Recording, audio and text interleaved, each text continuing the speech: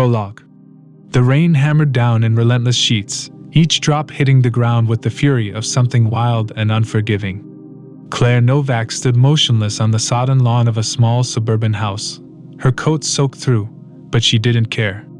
Not about the cold that seeped into her bones, not about the mud pooling around her shoes. Her eyes, unblinking, were fixed on the dim light filtering through the curtains of the house in front of her. Inside, the muffled sobs of Miriam Larson broke through the patter of the rain, a sound so soft and fragile, it was barely more than a whimper. But Claire heard it. She heard it like a scream. Isabel Larson, 12 years old? Gone. Just like that. Into thin air. No one had heard a thing. No trace. No witness. Just the faintest indentations left behind in the soft, damp earth near the woods bordering the neighborhood. She should have been with her mother. She should have been safe. But she wasn't. And Claire was failing her. Claire closed her eyes and drew a breath. Images flooded her mind, Isabel's room, frozen in time, like a child's shrine.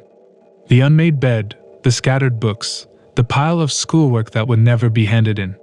And then the drawing. The one that kept her awake at night. She had found it tucked under Isabel's mattress, hidden like a secret. A pencil sketch of a little girl, lost among dark, twisted trees that seemed to swallow her whole. It gnawed at Claire. The way those branches clawed at the child in the drawing. How the shadows clung to her like a warning. 2 weeks later, they called off the search. And Claire had never forgiven herself. Chapter 1. The constant buzzing of her phone on the kitchen table rattled Claire out of her trance. She blinked, realizing she had been staring, again, at that damn photograph. The edges of the black and white picture were creased from handling, too many nights spent turning it over in her hands like a puzzle she could never solve. Isabel Larson. Still missing. Still out there. Somewhere. She ran a hand over her face, feeling the tension coiled in her neck. The coffee on the counter had long gone cold, a thin film of neglect floating on top. The phone buzzed once more, its shrill tones slicing through the silence. The precinct. Another call. With a slow breath, she stood, her knees stiff, the floorboards creaking beneath her feet.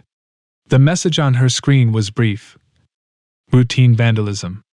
Iron District. Typical. Just another excuse to visit Ravensberg's graveyard for forgotten industry.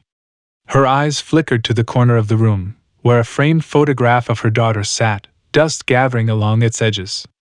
Claire hadn't touched it in weeks.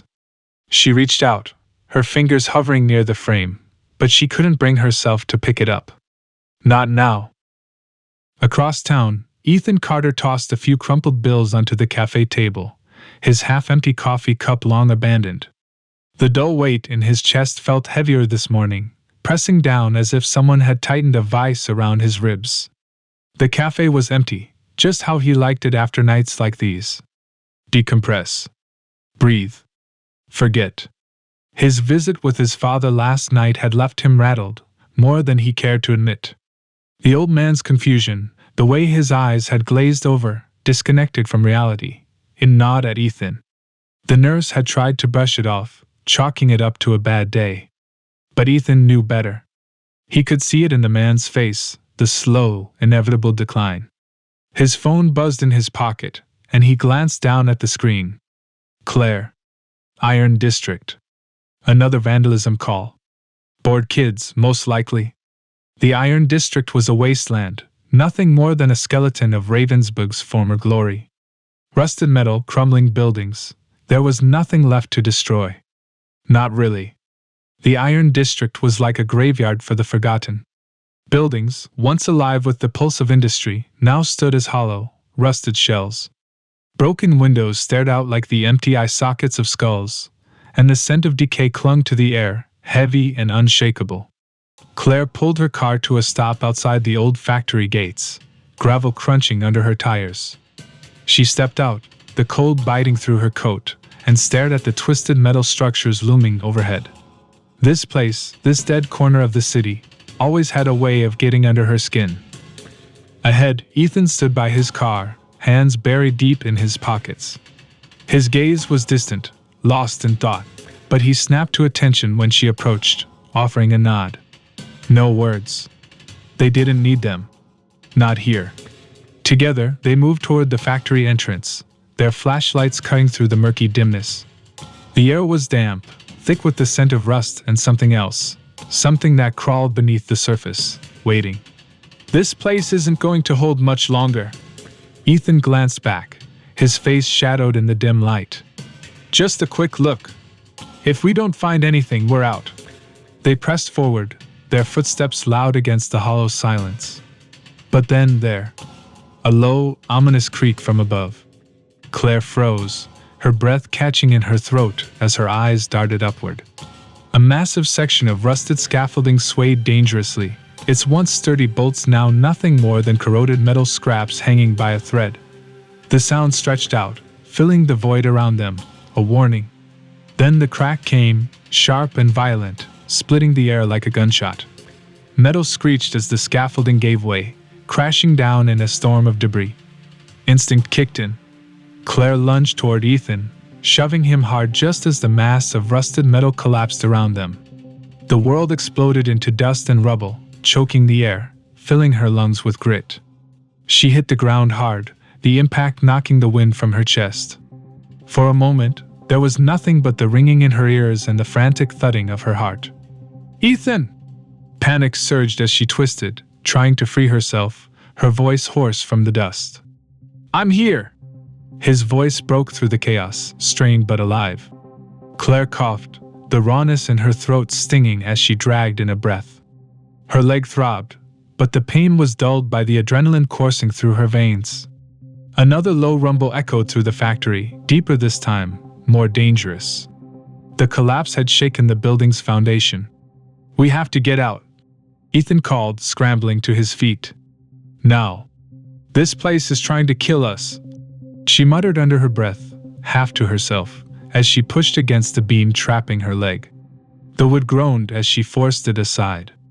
But then, just as she moved to stand, her flashlight caught something, a flash of red against the gray. Claire froze, the weight of dread settling in her chest. A red tie, stark against the cracked pavement. "Over here," she whispered, her voice barely more than a breath as she stepped forward. Ethan's flashlight joined hers, illuminating the figure sprawled on the ground, a body, limbs twisted, a marionette with its strings cut. "Richard Caldwell," Ethan breathed, his voice tight with recognition. Dread flickered in his eyes as he knelt beside the body. The man's suit was torn and bloodied, but it was the symbols carved into the ground that made Claire's blood run cold. Intricate spirals, dark runes, all circling around the body in a pattern too deliberate to be random.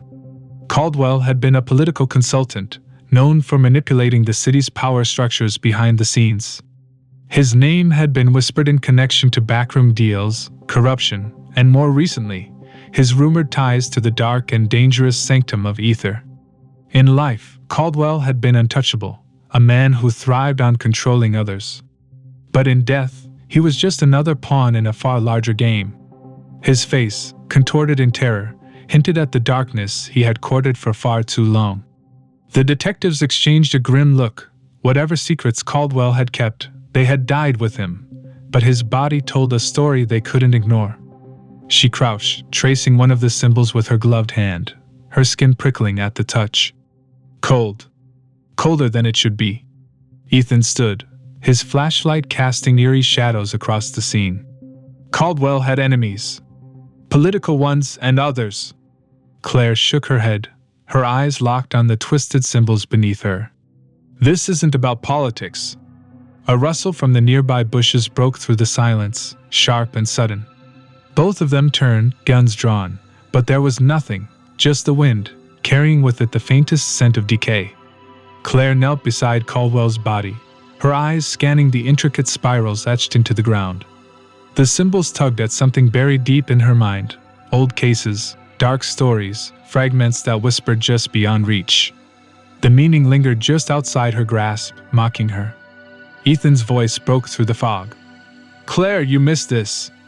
She blinked, the symbols scattering in her mind as she snapped back to the present. "What?" Ethan crouched beside her, lifting Caldwell's left hand. Under the glow of his forensic light, the ring finger came into focus. Here. Someone carved into him, not just the ground. Damn it, Claire hissed under her breath, leaning in for a closer look. The neat, deliberate cuts around Caldwell's fingers sent a shiver through her. She hadn't seen it, hadn't even considered it. Her frustration simmered as she fought to stay in the moment. Ethan moved methodically, his hands scanning the body like they were built for this work. We're dealing with something big, Ethan. Claire's voice was barely above a whisper. Suddenly, she felt the air shift, a cold draft snaking through the building's hollowed-out skeleton. Ethan turned to her, his gaze sharp. Focus, Claire. I am focusing. Are you? He narrowed his eyes. Because it looks like you're somewhere else. Claire stood abruptly, her hands brushing dirt off her knees. What the hell are you getting at? Ethan exhaled, running a hand through his hair, the tension clear in his voice. I'm worried about you. This case, it's not Isabel Larson. The name struck her like a physical blow. I know that. Do you? His voice was firm but gentle. Because every time we get a case, I see it. You're looking for connections that don't exist. The accusation hung between them. Claire opened her mouth to protest, but the words stuck in her throat. Was he right? Had she been seeing patterns where there were none? Her gaze dropped back to the body, to the symbols, to Caldwell's mutilated finger. The certainty she'd felt moments ago wavered. Was she trying to force meaning where it didn't belong? She faltered, her confidence slipping through her fingers like water. I don't know. Ethan softened, stepping closer. Claire, you're one of the best detectives I know. But you can't let one case define you. We have work to do here now. She nodded, swallowing the lump in her throat. You're right. She forced a deep breath, steadying herself. I'm sorry. From the rooftop, Jackson watched them through the scope of his sniper rifle. He observed the detectives with cold precision, memorizing their movements, their faces. His finger hovered over the trigger, poised to strike. The weight of the rifle was steady in his hands, like an extension of himself. Ethan's figure was locked in the crosshairs. Jackson inhaled deeply, steadying his breath, muscles coiled in practiced calm. One pull, and it would be over. He squeezed. The building shuddered beneath him, a sudden tremor jolting the rooftop. The bullet flew off course, striking Ethan near the shoulder instead of the heart. Shit, Jackson cursed, already chambering another round. His trained eyes stayed on the scene below as Claire moved like a blur. Ethan staggered, his hand clutching his shoulder, blood seeping between his fingers. Sniper! Claire screamed, instinctively diving for cover. She pulled her Glock from its holster and fired back, her shots wild but determined. Jackson ducked, rolling behind the rooftop sledge as Claire's bullets whizzed past. No hesitation. He respected that. But he had to leave now, had to abort before backup arrived. He slung his rifle across his back, his movements fluid, years of experience kicking in. With swift, practiced efficiency, he disappeared into the night, like a shadow fading into the darkness. Claire's heart pounded as she scanned the factory rooftop, her gun still raised, searching for the sniper. But he was gone. The sirens were closing in fast, the faint wail of their approach cutting through the thick silence. She dropped to her knees beside Ethan, blood pooling beneath his body.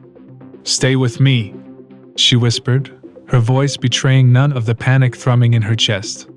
She pressed her hands to his wound, the warmth of his blood seeping through her fingers. Hang on, Ethan. Her voice, strong but strained, tried to reassure them both. Chapter 2. Ethan's hand pressed tightly against his shoulder, his teeth clenched as the pain surged through him. Blood seeped between his fingers, darkening his shirt in uneven patches of crimson. His breath was shallow, each inhale cut short by the sting of the wound. Claire knelt beside him, her eyes assessing the damage, her mind working fast. That sniper didn't miss by much.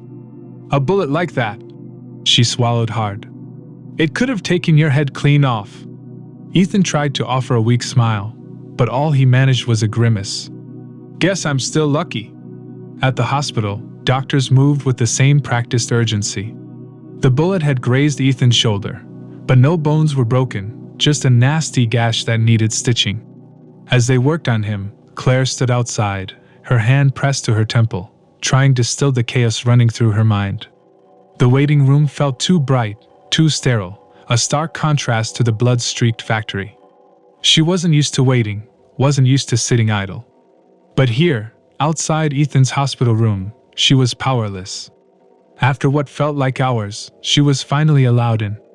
Claire stepped into the room, her boots barely making a sound on the linoleum.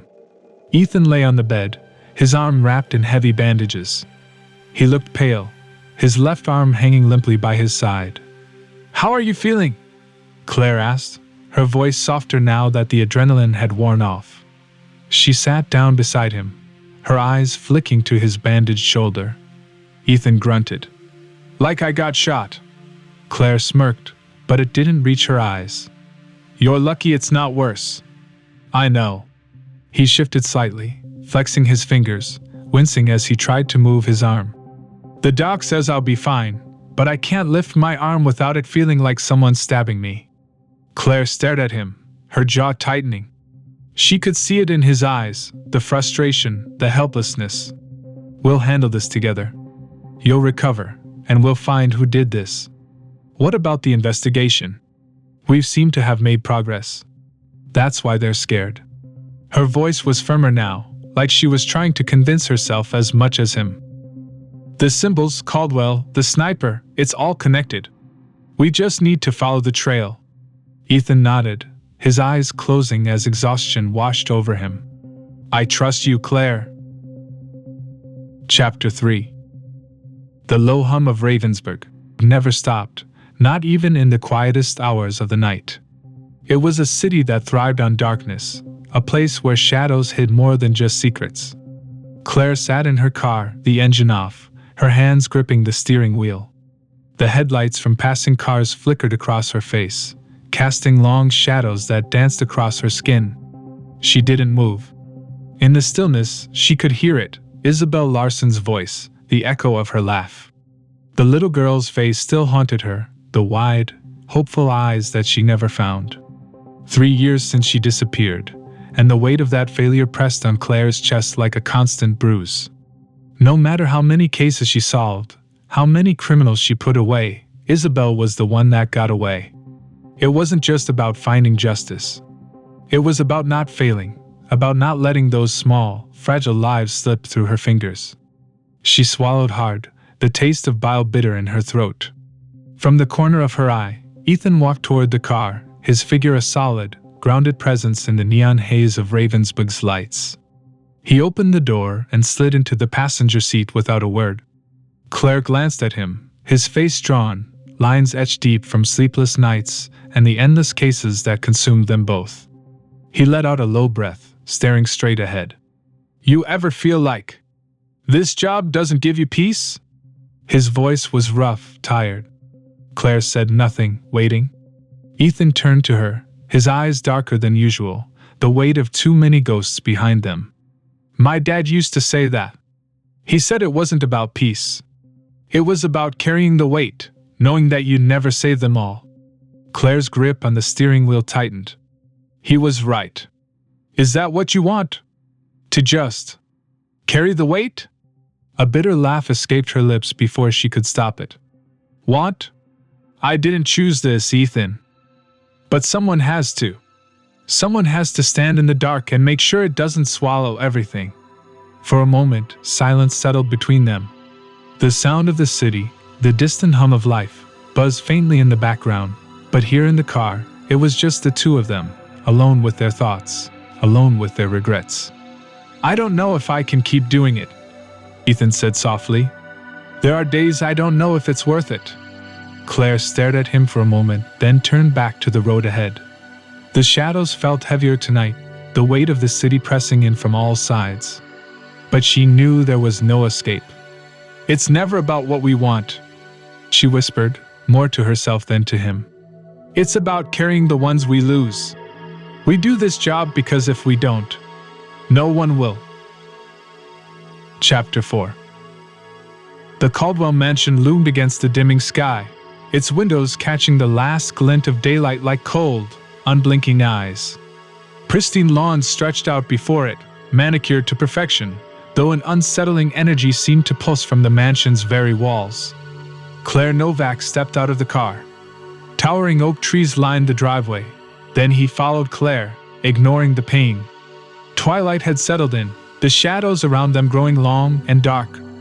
Claire's senses prickled, the silence amplifying every shift in the wind. "We're in for a night," Ethan muttered, more to himself than to her. Claire nodded, her eyes fixed on the mansion. Its grandeur was unmistakable: tall columns, wide stone steps, the architecture exuding wealth and power. But beneath the elegance, she sensed something rotten. Secrets buried deep, waiting to surface. As they approached the front door, Claire reached for the brass knocker. Before her hand could touch it, the door creaked open with a slow groan. Victoria Caldwell stood in the doorway, her black dress hanging off her like a shadow. She looked composed, but the red rims around her eyes and the tremble in her fingers betrayed her. "Detectives," she greeted them, her voice thin, strained. "Please come in." The air inside the mansion was thick with the scent of polished wood and lilies, too fragrant, too strong, as though masking something else. Overhead, a crystal chandelier sparkled, casting fractured light across the marble floors. The light was cold, reluctant to touch the dark corners of the vast room. Ethan cleared his throat as they stepped inside, his voice softer now. "We're sorry for your loss." Victoria's eyes flickered toward him, but they lingered on Claire, as though measuring her. "Richard wasn't well these past weeks," she murmured, glancing toward the portrait above the fireplace. A stern man with cold eyes stared down at them, his expression severe. "He said he could hear my father whispering to him." Claire's gaze followed Victoria's to the portrait.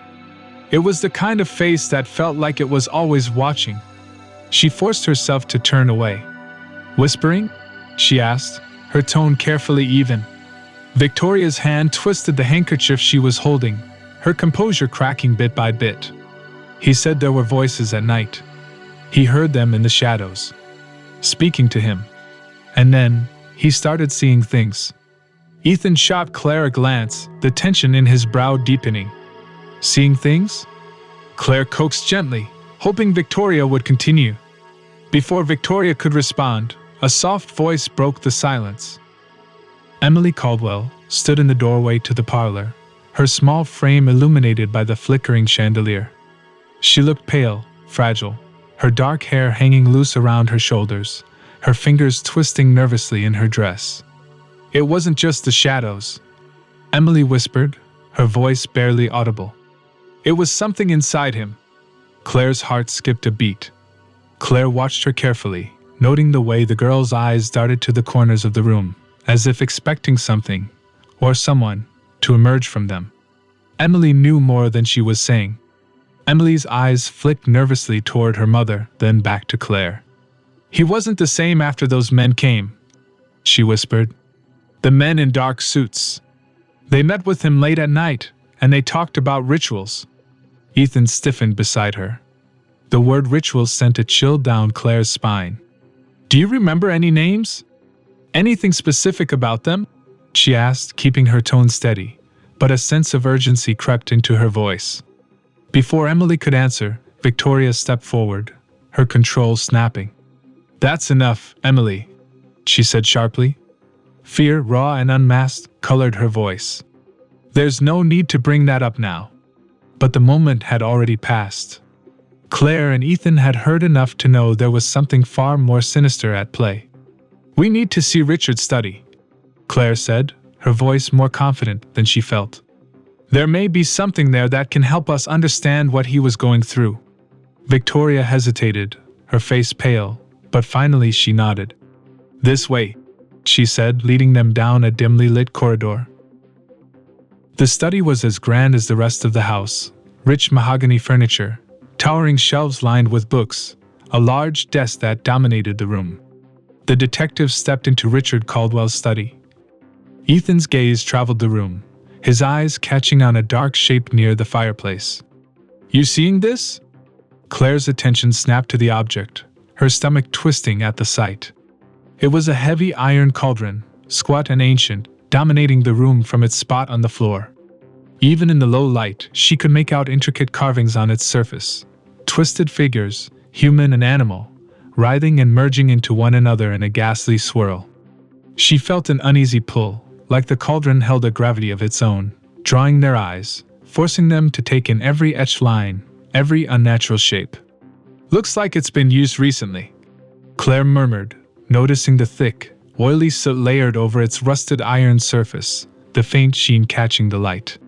She shivered, her skin prickling. Ethan nodded, keeping his distance. "Some kind of ritual vessel, maybe? Definitely old and expensive." "More than that," Claire replied, her voice barely a whisper. This isn't just a collector's item." They exchanged a glance, silent understanding passing between them. Caldwell's life had just taken on a new shape, one steeped in rituals, shadows, and symbols far darker than they'd anticipated. The cauldron wasn't just an artifact. They moved methodically, their eyes scanning the room. Ethan began sifting through the papers on the desk while Claire inspected the shelves. Amidst the chaos, they found a journal, its pages filled with Richard's frantic handwriting, each entry more disjointed and erratic than the last. Ethan's voice was grim as he read aloud. "The shadows. They speak to me. I hear them in the walls. They tell me to give, to offer. The sanctum promises power, but at what cost? The darkness follows me, it follows us all." Claire's stomach twisted. "He knew," she whispered. "He knew something was wrong, but he couldn't stop." The mansion, once grand, now felt like a tomb, a place where secrets festered in the dark, refusing to die. The conference room, as they turned to leave the study, Claire couldn't shake the feeling that they were being watched. Had its blinds drawn Whatever tight. Richard Caldwell had been involved in, lights it wasn't cast over. a Cool, sterile glow over the faces around the oval table. The room felt too quiet, insulated from the city's ambient noises as if by design. And maybe it was. No one outside this group needed to know what was happening inside. The death of Richard Caldwell had turned the inner workings of Ravensberg's political machine into a pressure cooker, and the resulting tension was so thick it practically tasted metallic. At the head of the table sat Arthur Grayson, the acting deputy mayor, a stocky man with thinning hair and a face that could go from congenial to calculating in a flash. A man with a robust laugh and an ironclad ambition, Grayson wasn't mourning Caldwell as much as he was recalculating his moves. But that didn't mean he would show his cards. To his left was Vivian Kane, a sharp-featured city councilwoman known for her unyielding stances on law enforcement reform and social initiatives. Her dark eyes scanned the faces around the table like a hawk circling its prey, searching for any hint of weakness. She wore a suit tailored to perfection, a vivid crimson blazer that all but screamed, "I am untouchable." Caldwell's death had left her rattled, though she wouldn't admit it, at least not aloud. Across from her, Leon Tate, the recently appointed Commissioner of Public Works, sat uncomfortably, his fingers twitching with a nervous energy he couldn't quite contain. He was a man of numbers and infrastructure, not conspiracies and intrigue, yet he couldn't shake the feeling that Caldwell's demise wasn't merely an accident.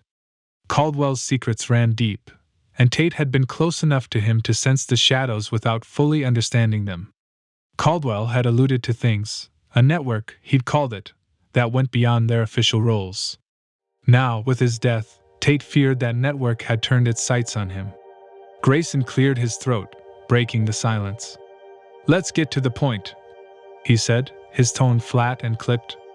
"Richard's death has the media breathing down our necks, and I want a clear, unified statement from this office before the end of the day. Any deviation or unauthorized comments, and we risk chaos." Vivian adjusted her chair, crossing one leg over the other. "Chaos? Arthur, it's tragic, but let's not pretend Caldwell was a saint. He was known for backroom deals, and you know it. If anything, his death gives us a chance to clean house and—" Grayson's jaw tightened, and he raised a hand to cut her off. Save it, Vivian. This isn't about posturing. Richard was a powerful ally. Or did you forget he helped you push through the funding for that community outreach program last year? Vivian's eyes narrowed. I haven't forgotten. But let's not idolize him either. There's a difference between politics and whatever he was mixed up in. Leon's throat bobbed as he swallowed, his hands clasped in a white-knuckled grip.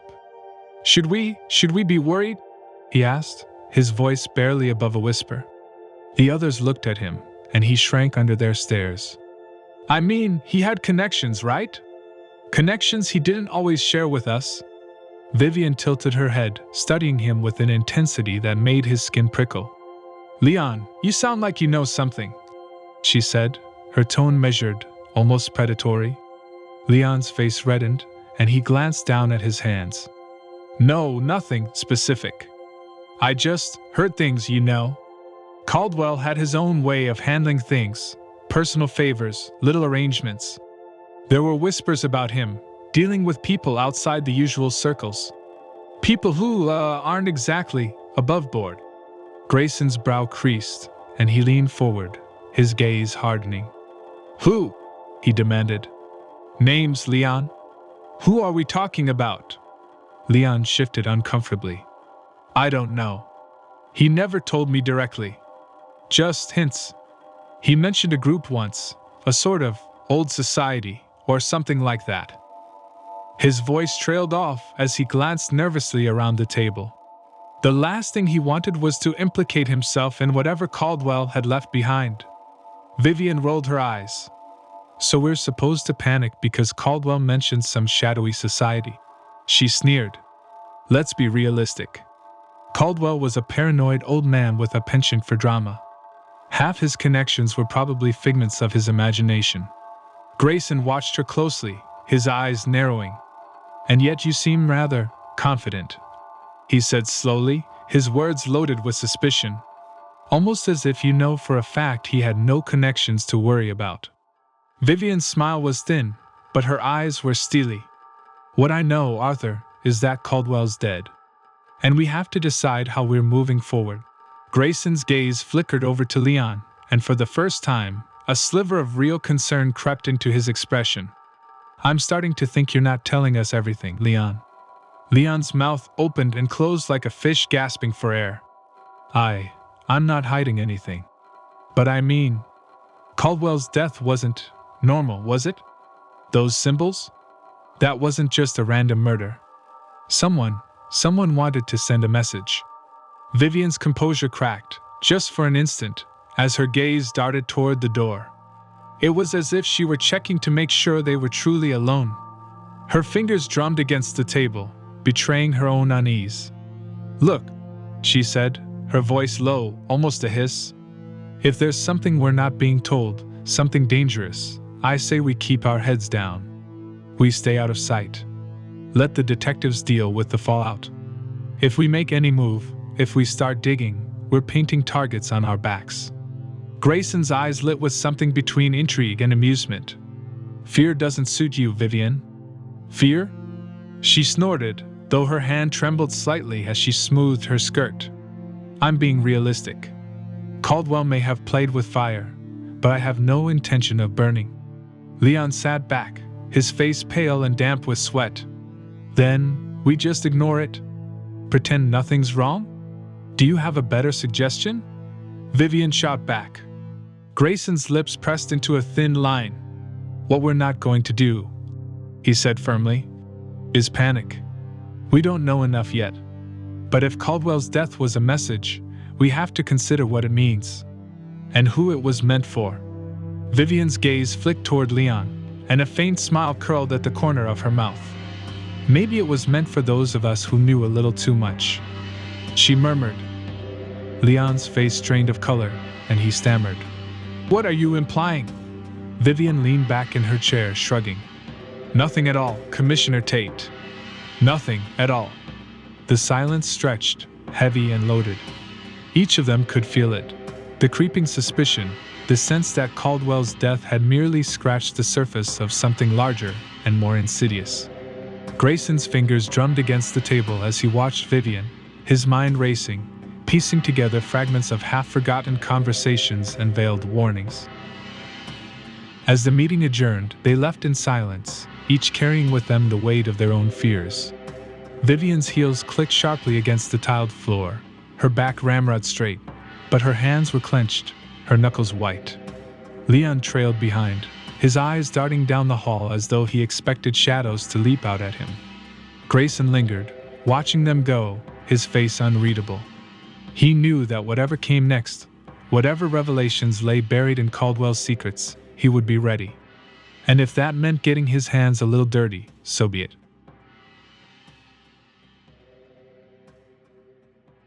Ethan sat in his worn office chair, the soft creak of the leather the only sound in the room. He had been staring at the spread of photos on his desk for what felt like hours. Richard Caldwell's face stared back at him, frozen in time in various moments, at charity events, political dinners, with family, at some yacht party. A life that, until recently, had been immaculate, too clean. But there was something off. Ethan's instincts had been nagging at him ever since they left Caldwell's widow. The woman had given them nothing useful, only stories of Caldwell's recent erratic behavior and vague recollections of late-night meetings. He leaned forward, massaging his temple, willing his tired brain to make sense of it. There had to be something here. Claire had gone home for the night, but he couldn't let it rest. Not yet. Not while the sniper was still out there. Ethan's shoulder throbbed, a sharp reminder of just how close he'd come to losing more than just a little blood. He shifted in his chair, wincing as the pain flared up again. He reached for the painkillers in his desk drawer, fingers brushing against the cold steel of his service weapon before finally finding the bottle. His hand paused for a moment, lingering on the gun. The sniper had nearly ended him. If that tremor hadn't knocked the shot off course, the weapon might have been a useless piece of metal in his cold, dead hand. He swallowed hard and yanked the bottle out, popping 2 pills and tossing them into his mouth, grimacing as he swallowed them dry. The bitter taste clung to his tongue. Ethan exhaled, leaning back, the chair creaking beneath his weight. His eyes flicked to the photos scattered across his desk. Caldwell, his eyes distant and fearful in every picture, like he knew something no one else did. "Come on, Caldwell," Ethan muttered, rubbing his shoulder, the dull ache spreading. "What were you into?" His fingers drummed against the desk. The service weapon sat within reach, a silent reminder of just how dangerous things were getting. He liked to have a heavier gun than the usual Glocks. Made him feel like Dirty Harry. A chill ran down his spine. Was it the room? Or was it the growing paranoia that maybe, just maybe, someone was still watching? The painkillers hadn't kicked in yet, but he knew it wouldn't matter. This wound was going to stick with him for a while. Physically. Mentally. And as much as he hated to admit it, the thought of taking time off, of sitting on the sidelines while Claire pushed forward, burned him inside. But he wasn't going to be much use if he couldn't even lift his arm. Damn it. He ran a hand over his face, exhaustion creeping in. He shuffled through the photos again, pausing on one from 5 years ago. Caldwell, a bit younger, stood at a formal gala, shaking hands with another politician. His smile was bright, perfect, his suit pristine. Nothing out of the ordinary. He placed it next to another photo, one from a few months ago. Caldwell again, standing with his wife at some fancy fundraiser. This time his smile seemed different. Forced. Stiff. Ethan narrowed his eyes. It wasn't just the smile. There was something in his posture, something in the way he held himself in this photo that hadn't been there in the older one. Was it exhaustion? Stress? He leaned back and sighed, tapping his pen against the desk. Stress would make sense. Caldwell had been falling apart in the months before his death, everyone said so. But there was something else, a shadow over him that felt almost tangible in these photos. Ethan rubbed his face, his stubble scratching against his palms. Why couldn't he shake this feeling? Ethan flipped through more photos, his fingers moving faster now. Old pictures. Recent ones. Back and forth. The differences were subtle, almost unnoticeable. He placed another photo on top of the others, Caldwell from just 2 months before his death. His eyes stopped there, lingering on the man's hand. For a split second, he felt a rush of clarity. There it was. Something was wrong. His hand? There was something about it. But the moment passed, the thoughts slipping from his grasp like sand through fingers. Ethan clenched his fists, frustration bubbling up inside. "I'm missing something," he muttered, running a hand through his hair. He stood, paced the room, and glanced at the photo again. There was something there, something that would explain why this didn't feel right. But what? For now, all he had was a gut feeling. Something was wrong with Caldwell long before the murder, and Ethan was determined to figure out what it was. The dim light of the early morning barely broke through the heavy clouds, casting a pale, gray hue across the city. From her apartment window, Claire Harris could see the skyline struggling to wake up. The sun, if it was even there, hid behind a dense blanket of fog that clung to the old brick buildings and narrow streets. She hadn't slept. Again.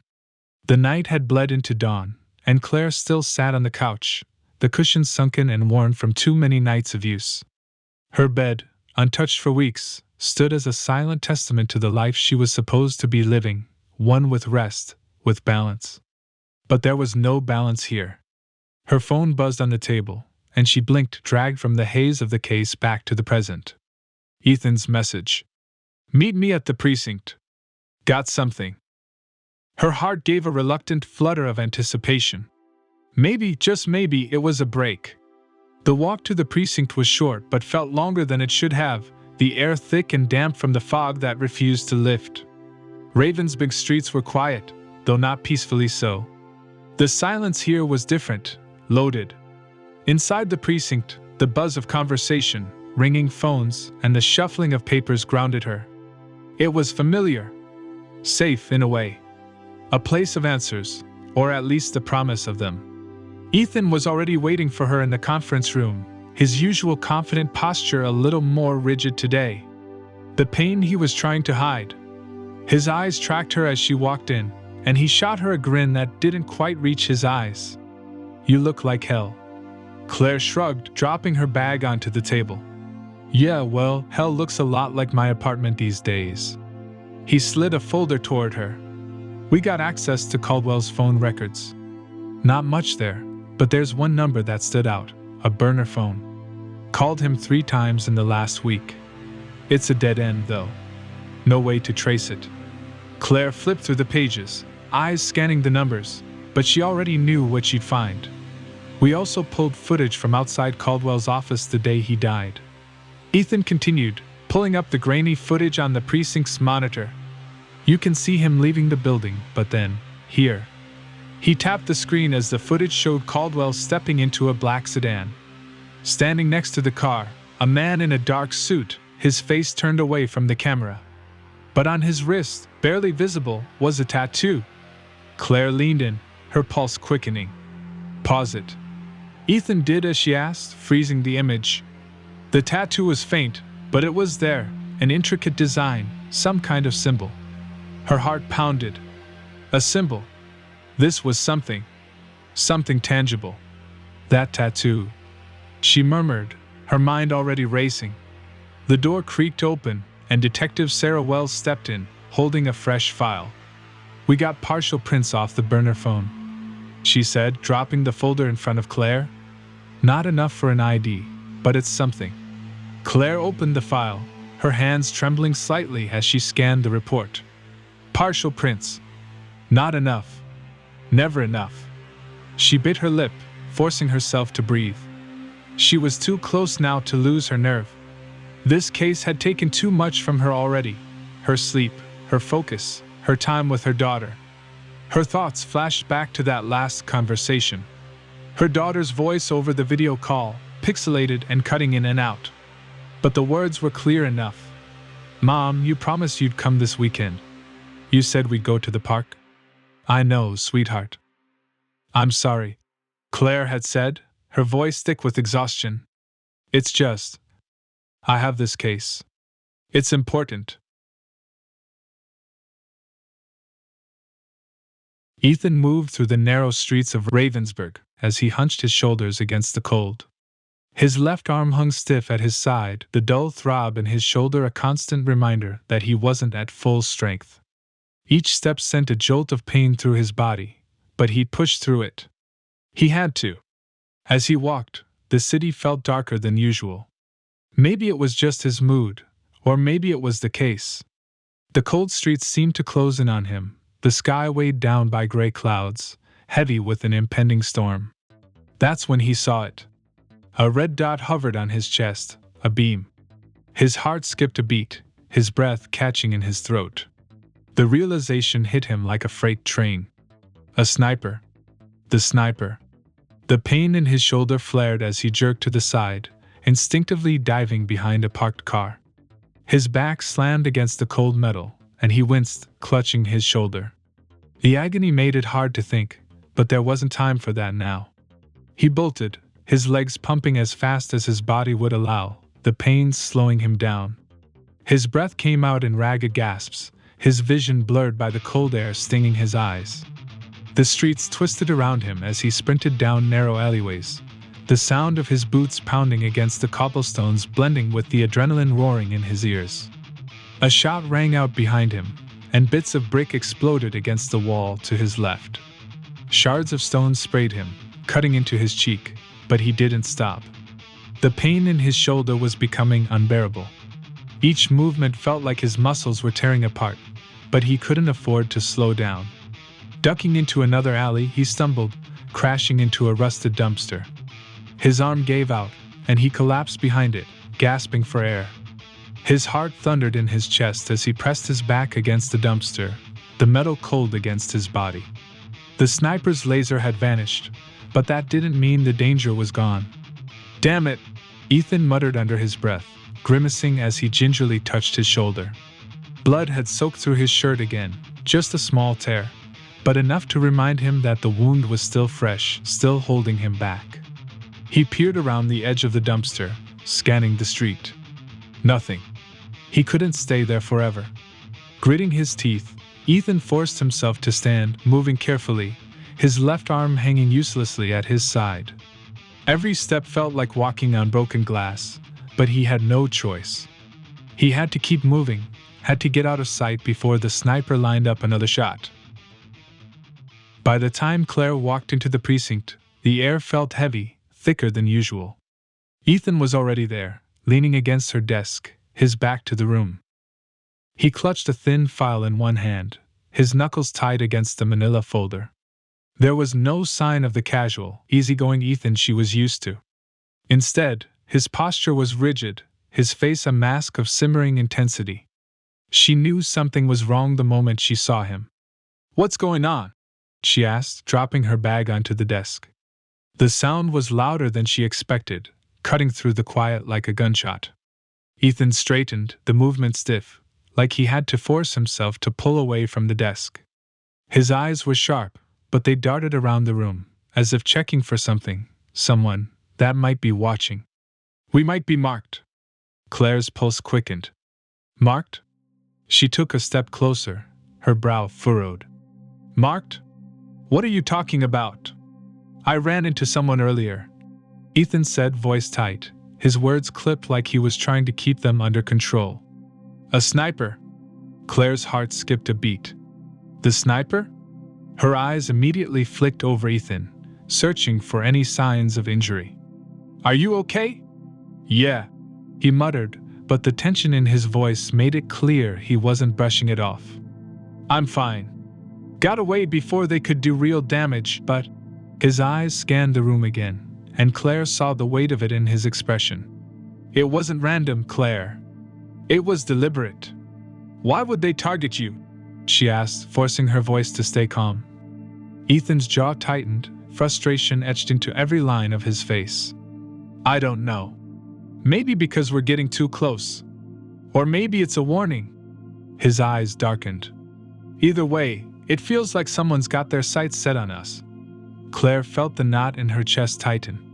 Ethan was tough, but the way he said it, the way his voice dropped, told her how close it had been. Too close. Ethan's hand was already on the keyboard again, his brow furrowed as if something else had caught his attention. "Hold on, I got something else too," he said, his voice edged with a quiet excitement. "Old documents, archives." He reached into his drawer and pulled out a stack of yellowed papers, the edges frayed, the ink faded with time. The paper felt delicate, as if it might crumble at the slightest touch, but the handwriting, though faded, was still legible. "These are from an old archive I managed to dig up," Ethan explained, sliding the documents across the desk. His voice was steady, but Claire could sense the tension beneath it.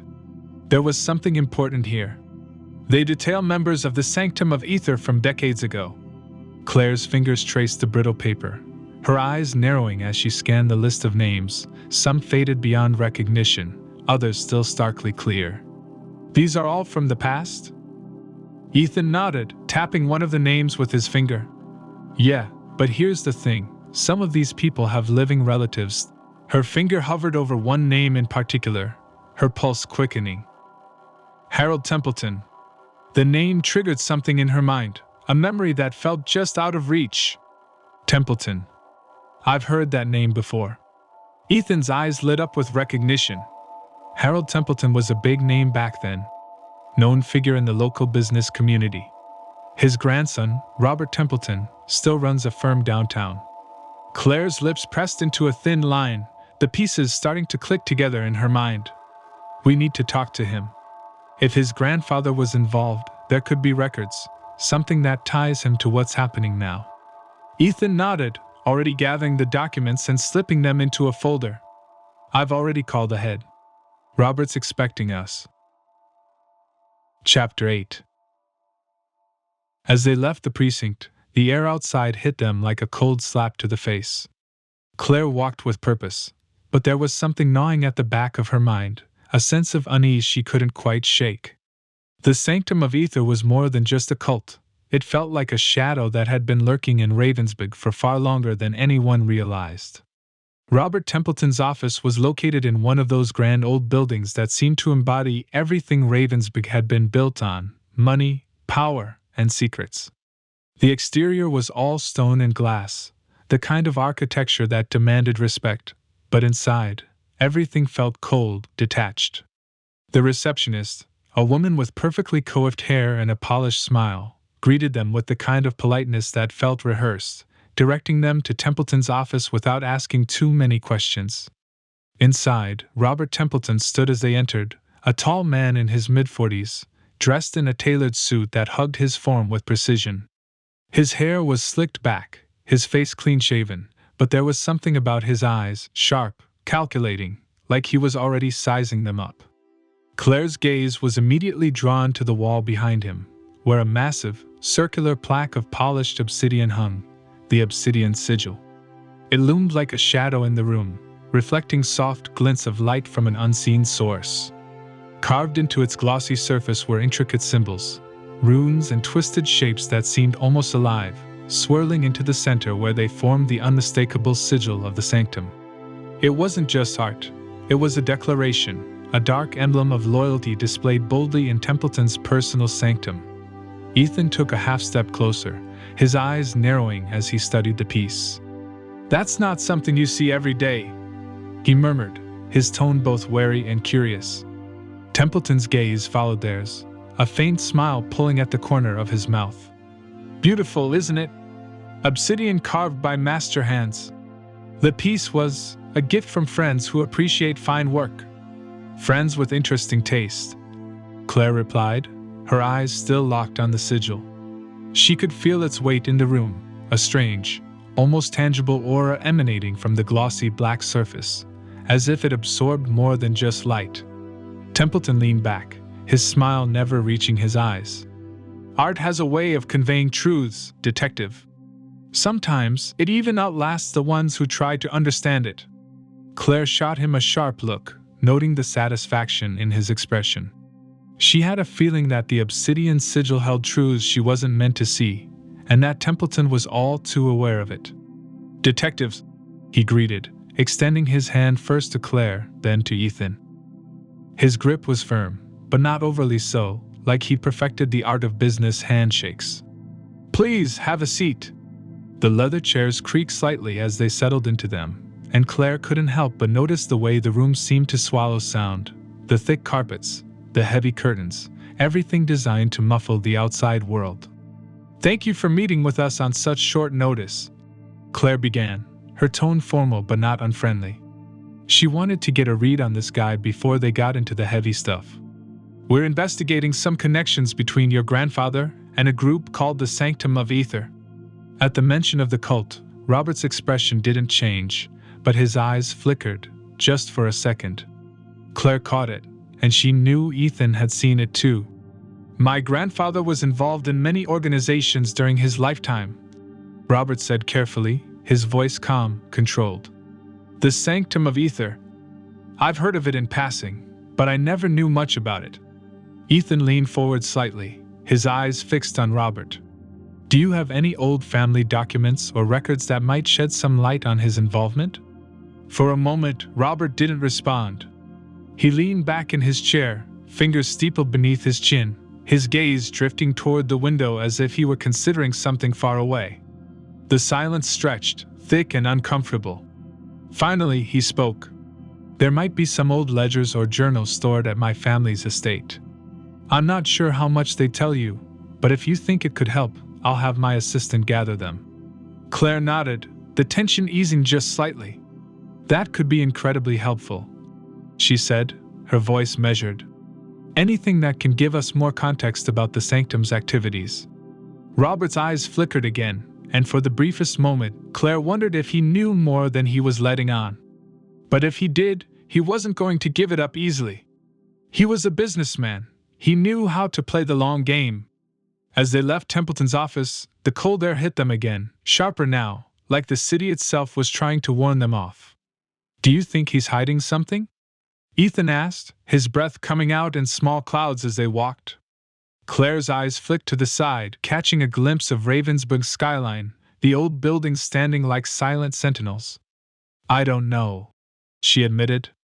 But something about him felt off. Like he knows more than he's letting on. The air in the precinct was stale, thick with the smell of old coffee, sweat, and stress.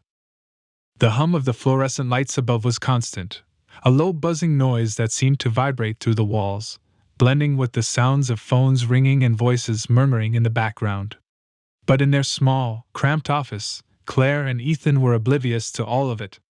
Their focus was on the files spread out across the desk, documents, newspaper clippings, and photos that told a dark and twisted story. Claire flipped through another page, her eyes scanning the faded print. The Sanctum of Aether. The name sent a shiver down her spine every time she saw it. There was something ancient about it, something that felt like it had been waiting in the shadows for far too long. "Look at this," she said, holding up an old newspaper article, the edges yellowed and brittle. "The cult was linked to a series of disappearances decades ago. It's as if they've resurfaced." Ethan leaned in, his brow furrowing as he scanned the page. The words human sacrifices and rituals jumped out at him. Claire's fingers paused mid-flip, her gaze distant, lost in thought. "We'll have to tread carefully," she said slowly. "If we spook them or alert the media, they'll go underground. This needs to stay quiet until we have solid evidence." The shadows lengthened on Ravensberg's cracked sidewalks, and even though the late afternoon sun still hung in the sky, the air felt colder. There was a chill in the atmosphere, one that had nothing to do with the weather.